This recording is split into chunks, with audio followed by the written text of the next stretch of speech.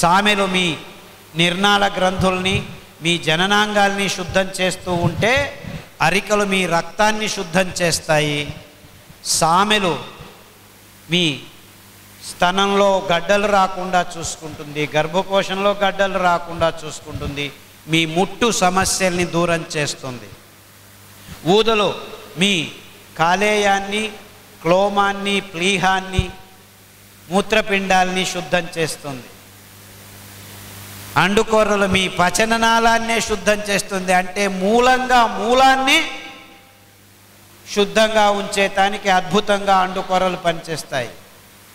ఇలాంటి అద్భుతమైన గుణాలు ఉన్న ఆహార పదార్థాలని వదిలి మీరు ఈ కృతకమైన ఆహార పదార్థాలని తినటం వల్లనే రోగాలు వస్తున్నాయి అని ఏ డాక్టరు చెప్పకపోవటం వల్ల మీరందరూ ఇవే తినేది, దీనితో రోగాలకు సంబంధం లేదు, రోగాలు ఎందుకో వస్తున్నాయి అని ట్యాబ్లెట్లు తీసుకుంటూ ఉన్నారు.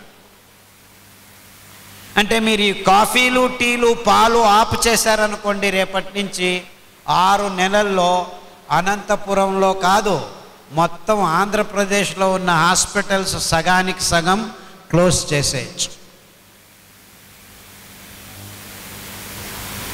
ఏం చేయాలి? మీరు పాలు, కాఫీలు, టీలు తాగటం ఆపు చేస్తే చాలు, అన్ని రోగాలు మీ దేహం నుంచి దూరం అయిపోతాయి.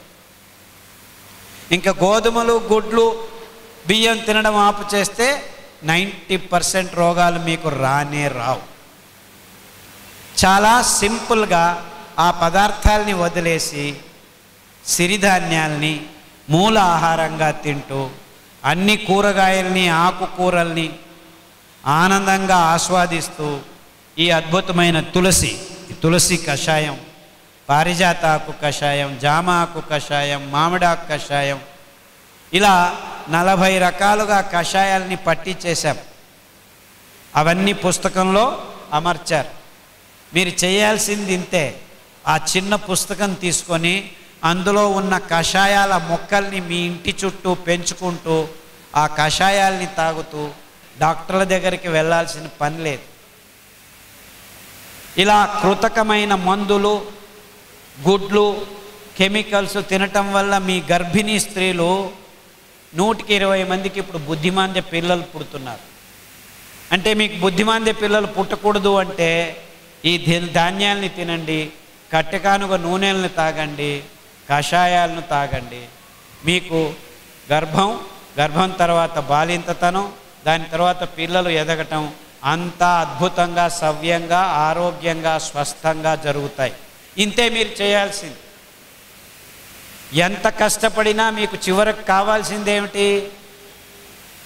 బ్యాంకులో కోట్ల డబ్బులు ఉన్నా కానీ మీకు ఆరోగ్యం లేకుంటే ఏం లాభం? సో ఆరోగ్యాన్ని త్యజించి మీరు డబ్బుల వెనక పడితే ఎన్ని హాస్పిటల్స్కి వెళ్ళినా ఆరోగ్యం బాగా కాదు. డబ్బులు పోతాయి.